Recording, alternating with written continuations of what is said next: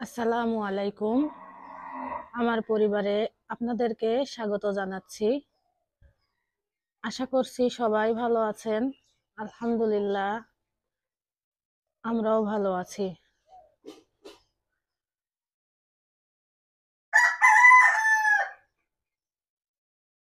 শীতকাল প্রায় চলেই এসেছে মনে হচ্ছে, একটু একটু কুয়াশা পড়ে, আর এখন মেঘলা আকাশ, তো এই জন্য আরো বেশি মনে হচ্ছে কুয়াশা ভাব। এখন বেশ সকাল, 6:30 মতো বাজে এখন। আজকে সকাল সকাল উঠে দেখি আকাশের অবস্থা খুব একটা ভালো না। কালকে যদিও সারাদিন রোদ হয়েছিল, তবে সন্ধ্যার সময় বৃষ্টি হয়েছে। আর আমরা রোদ দেখে কালকে বিকালে বাইরে গিয়েছিলাম কিছু কেনাকাটা করতে। তো সন্ধ্যা সময় ফেরার পথে সেই বৃষ্টি, তো এখনো সেই মেঘলা ভাব আছে, হয়তো আজকেও বৃষ্টি হতে পারে।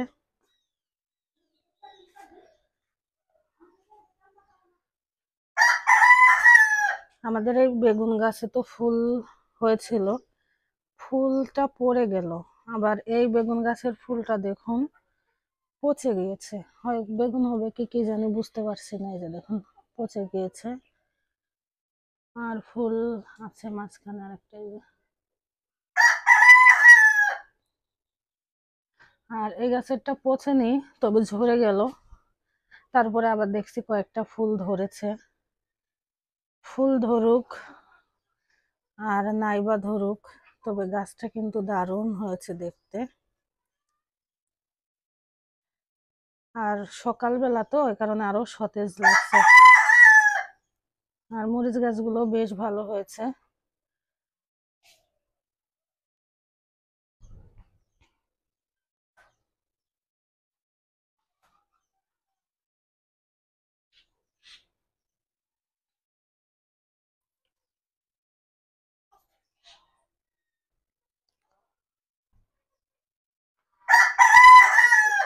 আর এই গাছটার কথা তো কালকে বলেইছি, আজকে আপনাদের এক ঝলক দেখিয়ে দিই। আর ইঁদুরের উৎপাতের কথা তো জানেনই। সেই ইঁদুরের উৎপাত থেকে রক্ষার জন্য কালকে একটা যন্ত্র কিনে এনেছি। সেই যন্ত্রে ইঁদুর মশাই তো পড়ে নাই, ছুঁচো মশাই পড়েছে। দুটো দুটো ছুঁচো মারা গিয়েছে, মানে মেরে ফেলা হয়েছে।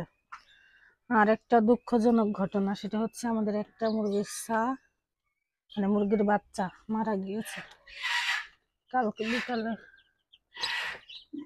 এই যে দেখুন, মুরগির বাচ্চাগুলো বেশ ভালো হয়ে উঠেছে, আর এই অবস্থাতে একটা মারা গেল। আর গতকাল বিকাল থেকে মুরগির বাচ্চাকে চাল খেতে দিচ্ছি, খেয়েও নিয়েছে। এখন চাল খেতে দেবো, আবার চালই দেবো, এখন আর ওই ফিড খাওয়াবো না। তো কালকে কিছু কেনাকাটা করার সাথে সাথে যে বৃষ্টিটা ফ্রি পেলাম, সে বৃষ্টিতে তো আমার বোরকা জুতার অবস্থা কাহিল। এই জন্য এই যে এইগুলো এখন কেচে নিই, আগেই কেচে দিই, কারণ মেঘলা দিন তো, যে কোনো সময় বৃষ্টি আসতে পারে। আর আগে থেকে কেচে দিলে হয়তো পানি ঝরে যাবে, তখন ঘরে দিলেও সমস্যা নাই।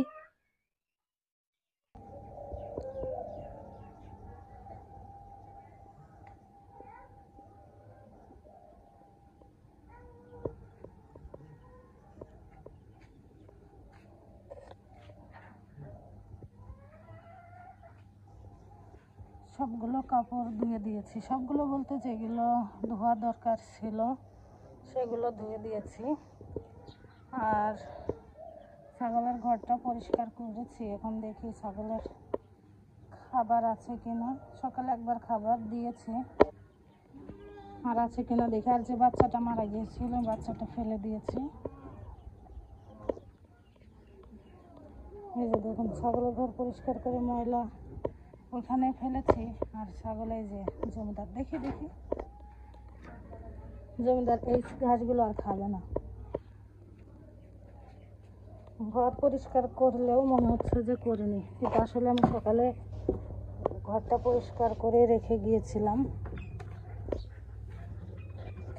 আর যে ঘাসগুলো মুরগিকে দিয়ে দিলে মুরগি খেয়ে নেবে, আর ছাগলের জন্য নতুন ঘাস দেব। এগুলো আগে মুরগিকে দিয়ে আসি।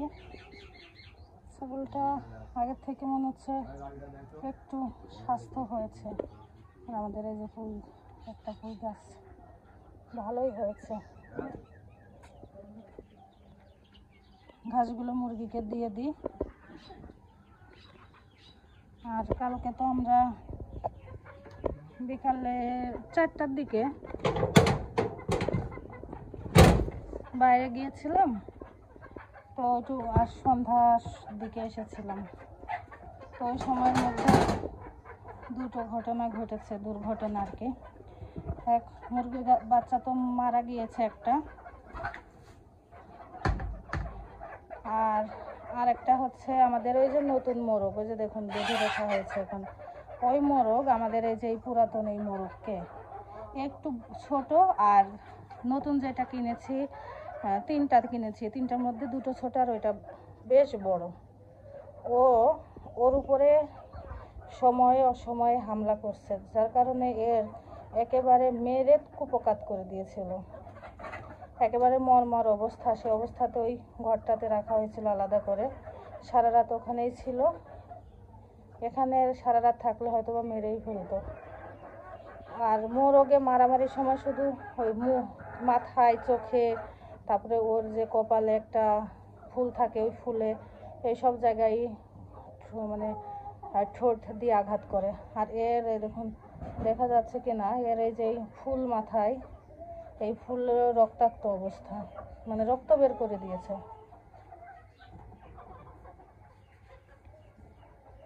তো এই ঘাসগুলো ছাগল তো খাবে না, এই জন্য মুরগিকেই দিয়ে দিলাম আমি। মুরগি খেয়ে নেবে, সব না খেলে অনেকটাই খাবে। আর এখন ছাগলের জন্য যে আরো ঘাস আছে, ওই ঘাস দেব।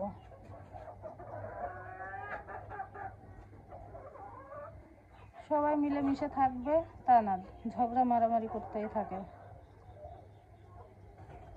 তাহলে চলুন ছাগলের ঘাস দিয়ে আসি। আর এদের এখন আর খাবার দেব না, আজকে এদের জন্য ওষুধ দিতে হবে।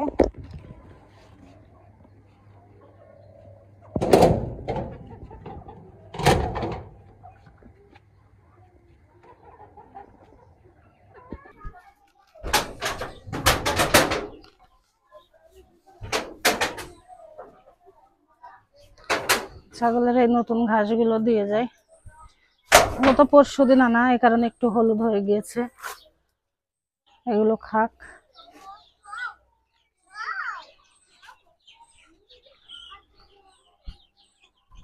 আর এই জায়গাতে বেশ অনেকগুলোই ফুল ফুটেছে, দেখতে ভালোই লাগছে। এগুলো যখন আরো গাছ বড় হয়ে একেবারে ভরপুর হয়ে যাবে, তখন দেখতে আরো বেশি ভালো লাগবে।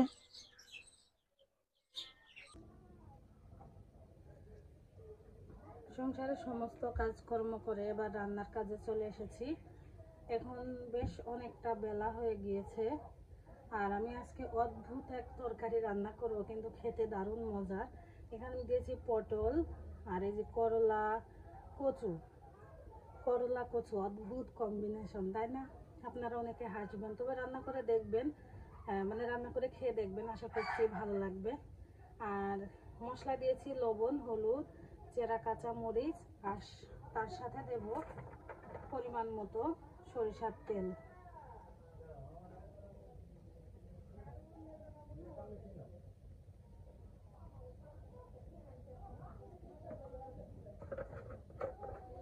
সরিষার তেল দেওয়ার পর যতটুকু, মানে সামান্য পরিমাণের পানি দেব, খুব বেশি দেব না, যেহেতু শুকনো তরকারি হবে এটা, মানে চচ্চড়ি মতো। সামান্য পরিমাণের পানি দিলাম। আর আপনারা খেয়াল করেছেন হয়তো যে আমি এখানে পেঁয়াজ দিইনি, পেঁয়াজ ছাড়াই রান্না করছি।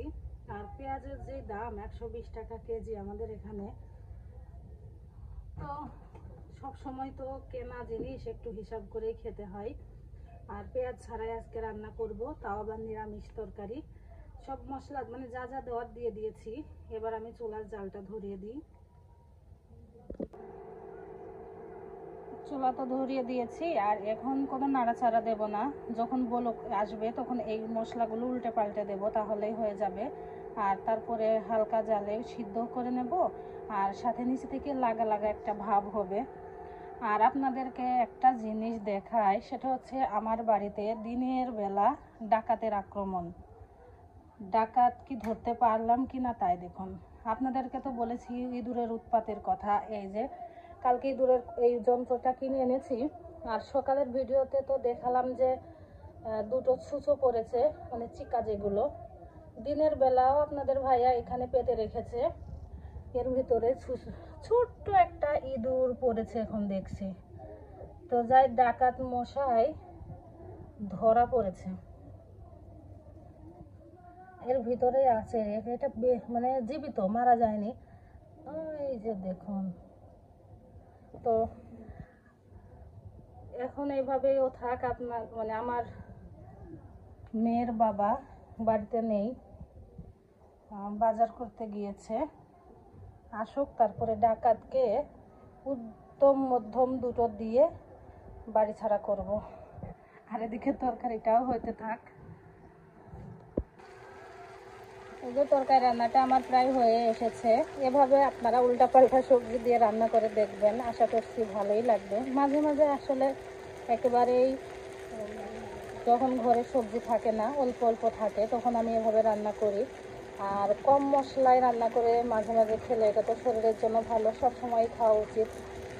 আমি এমনিতেই তো মশলা কম খাই, তারপরে এই তরকারিতে আরও কম দিয়েছি, একেবারে না দেওয়ার মতোই। আজকের ভিডিওটি আপনাদের কেমন লাগলো কমেন্টে জানাবেন।